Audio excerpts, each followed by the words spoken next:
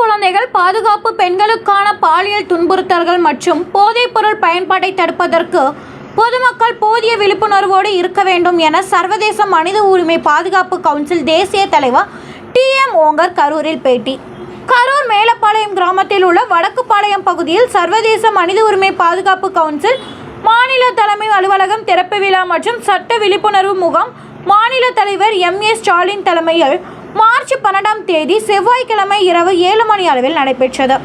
இந்நிகழ்ச்சியில் சர்வதேச மனித உரிமைகள் பாதுகாப்பு கவுன்சில் நிறுவன தலைவர் TM ஓங்கர் கலந்து கொண்டு மாநில தலைமை அலுவலகத்தை திறந்து வைத்து புதிய உறுப்பினர்களுக்கு அடையாள அட்டைகளை வழங்கினார்.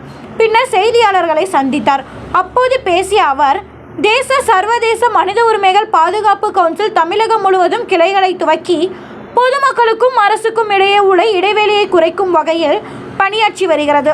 அரசின் திட்டங்கள், பொதுமக்களுக்கு உள்ள உரிமைகள் ஆகியவற்றை பெற்றுத் தருவதில் முனைப்பாக செயல்பட்டு வருகிறது. குறிப்பாக பெண் குழந்தைகள் பாதுகாப்பு, பெண்களுக்கான பாலியல் துன்புறுத்தல்கள் மற்றும் போதைப்பொருள் பயன்பாட்டை தடுப்பதற்கு பொதுமக்கள் போதிய விழிப்புணர்வோடு இருக்க வேண்டும். இதற்காக சர்வதேச மனித உரிமை பாதுகாப்பு கவுன்சில் முனைப்பு காட்டி வருகிறது என தெரிவித்தார்.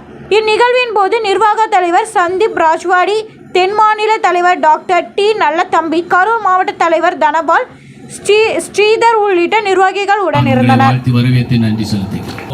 अकेला हम कुछ नहीं कर सकते हैं, தனியாக நாம் ஒன்றும் செய்ய முடியாது. हम सबको मिलकर न्याय के लिए मानवाधिकार सुरक्षा परिषद नई दिल्ली की तरफ से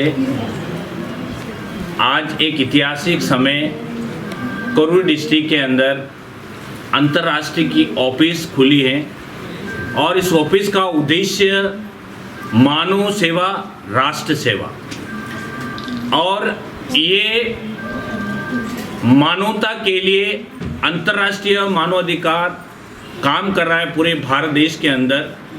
और हमारा काम यही है, मानव के साथ होने वाला शोषण, जात के नाम पे, धर्म के नाम पे और राजनीति के नाम पे जो भी शोषण हो रहा उसको रोकने के लिए मानव अधिकार ने அரசாங்கத்திலிருந்து ஜனங்களுக்கு நிறைய நன்மைகள் அவங்களுடைய ஸ்கீம் மூலமாக அவங்க தெரியப்படுத்துறாங்க. ஆனால் ஜனங்கள் வரைக்கும் அது போய் சேர்றது கிடையாது. நிறைய ஜனங்களுக்கு அதை குறிச்சின ஞானமோ அறிவோ இல்லாமல் இருக்குது. ஸோ ஹியூமன் ரைட்ஸ் என்ன பண்ணுது, அரசாங்கத்திலேருந்து வரக்கூடிய நன்மைகளை ஜனங்களிடத்தில் கொண்டு சேர்க்கக்கூடிய ஒரு காரியமும், ஜனங்களுக்கு இருக்கக்கூடிய பிரச்சனைகளை அரசாங்கத்திற்கு கொண்டு சேர்த்து அந்த பிரச்சனைக்கு எந்த பிரச்சனையாக இருந்தாலும் ஹியூமன் ரைட்ஸ் தலையிட்டு தீர்க்க முடியாத எந்த பிரச்சனையுமே கிடையாது.